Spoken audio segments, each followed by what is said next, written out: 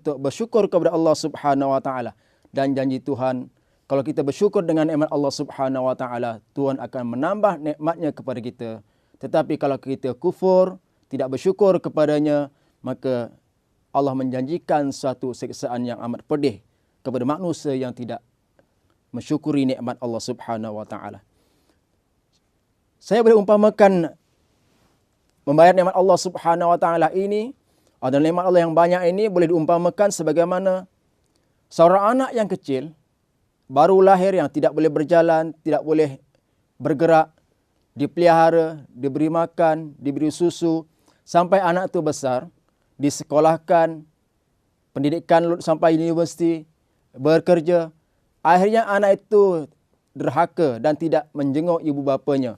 Maka sudah pasti masyarakat akan mengatakan anak ini sebagai anak yang derhaka, lupa budi, tidak mengenang jasa, dan berbagai-bagai lagi ungkapan yang menggambarkan anak itu bukan anak yang baik. Begitu juga analoginya.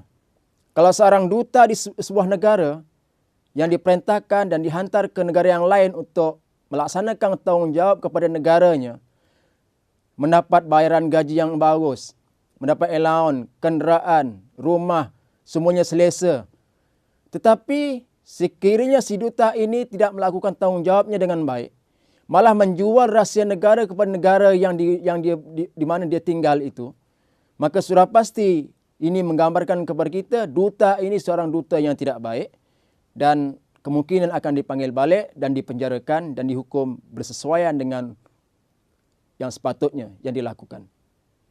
Jadi sidang penuntun yang dirahmati Allah Subhanahu wa taala, ini jelas kepada kita. Kita sebagai wakil Allah Subhanahu wa taala di atas muka bumi ini, kerana kita diciptakan sebagai khalifahnya, wa ma khalaqtul, dalam ayatnya Al-Quran Allah Subhanahu wa taala sebutkan, wa iz qala rabbuka lil malaikati inni ja'ilu fil ardi khalifah qalu ataj'alu fiha man yufsidu fiha wa yasfiku dima wa nahnu nusabbihu bihamdika wa nuqaddisu lak qala inni a'lamu ma la ta'lamun. Bagian pertama ayat ini menjelaskan kepada kita bahawa Allah Subhanahu wa taala ingin menjadikan seorang khalifah di muka bumi untuk mentadbirnya, dan kita adalah khalifah Allah Subhanahu wa taala. Dan sudah pasti sebagai khalifah Allah, as a vicegerent of God in this world, maka kita diminta untuk melaksanakan tanggungjawab kita sebagaimana duta melaksanakan tanggungjawabnya, sebagaimana anak yang dipelihara dengan baik melaksanakan tanggungjawabnya kepada ibu dan bapanya. Tuan-tuan dan puan-puan sidang penuntun yang dirahmati Allah Subhanahu wa taala. Di samping itu, sebagaimana janji Tuhan tadi, kalau bersyukur akan ditambah nikmatnya. Kalau kita kufur, azabnya amat pedih sekali. Cuba kita bayangkan, syaitan atau iblis ketuanya, yang merupakan makhluk Allah Subhanahu wa taala yang asalnya sangat taat kepada Allah Subhanahu wa taala. Tetapi oleh kerana Allah Subhanahu wa taala menciptakan Adam alaihissalam untuk menghuni muka bumi ini, diciptakan di syurga, dihantarkan ke muka bumi.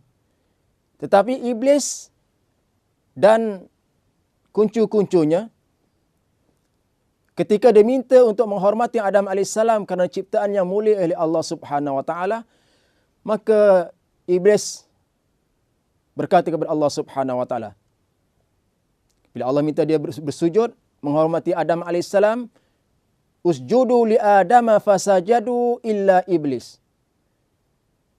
Allah perintahkan semua malaikat dan makhluk yang ada pada waktu itu untuk sujud menghormati Adam sebagai ciptaan Allah yang mulia, yang baik, yang sempurna. Semua sujud illa iblis, aba wastakbar wa kana minal kafirin. Itu sifat iblis. Dengan nikmat yang Allah berikan kepadanya, kepada si iblis, akhirnya dia engkar kepada Allah Subhanahu wa taala, maka dia menerima janji siksaan yang pedih daripada Allah Subhanahu wa taala. Begitu juga kalau kita ambil kisah yang berlaku kepada Qarun, yang asalnya pengikut Nabi Musa alaihissalam, tetapi dengan kekayaan yang dikurniakan oleh Allah Subhanahu wa taala, dengan harta yang banyak dimiliki oleh Qarun, yang tidak diangkat kunci perbandaraannya oleh beberapa lelaki yang kuat, bermakna sangat banyak. Kalau kunci pun sudah tidak boleh diangkat, apalagi hartanya dalam perbendaharaan tersebut. menggambarkan banyak harta yang dimiliki oleh Qarun, yang asalnya pengikut setia Nabi Musa, tetapi akhirnya dengan kekayaan, nikmat yang Allah berikan kepadanya, dia engkar dan menentang Nabi Musa alaihissalam. Itu akhirnya si Qarun. Dengan harta-hartanya ditenggelamkan oleh Allah Subhanahu wa taala. Sampai kita di Malaysia pun kalau jumpa harta di bawah tanah, itu harta Qarun. Harta Qarun kita sebutkan. Begitu juga dengan Namrud. Dengan nikmat yang Allah berikan kepada Namrud, tidak pernah sakit. Begitu yang Fir'aun. Kalau kita lihat sejarahnya, tidak pernah sakit. Namrud sama juga. Dua raja yang dalam sejarah disebutkan sebagai raja yang menentang Allah Subhanahu wa taala, menentang para nabi yang diutuskan oleh Allah Subhanahu wa taala. Namrud senang sahaja. Dengan nikmat kesihatan diberikan, tapi engkar kepada Allah Subhanahu wa taala, maka Allah musnahkan Namrud dengan hanya mengantar seekor nyamuk yang masuk ke telinga si Namrud. Akhirnya Namrud dengan kesihatan dimiliki, tetapi nyamuk masuk ke telinga, dia terpaksa mengupas seorang tukang ketuk kepala, kerana bila nyamuk itu berdengung dalam kepala, dia minta tukang pukul, ketuk kepalanya. Akhirnya mati si Namrud dengan dipukul kepalanya oleh tukang ketuk kepala. Jadi sidang hari ini rahmat Allah Subhanahu wa taala, sidang penonton yang rahmat Allah Subhanahu wa taala, itu perkara yang ketiga, iaitu perlu bersyukur kepada Allah Subhanahu wa taala dengan nikmat yang banyak yang diberikan oleh Allah kepada kita. Dan seterusnya, mengapa kita perlu mengabdi kepada Tuhan? Ialah kerana pengabdian kita adalah merupakan satu kebaikan untuk kita.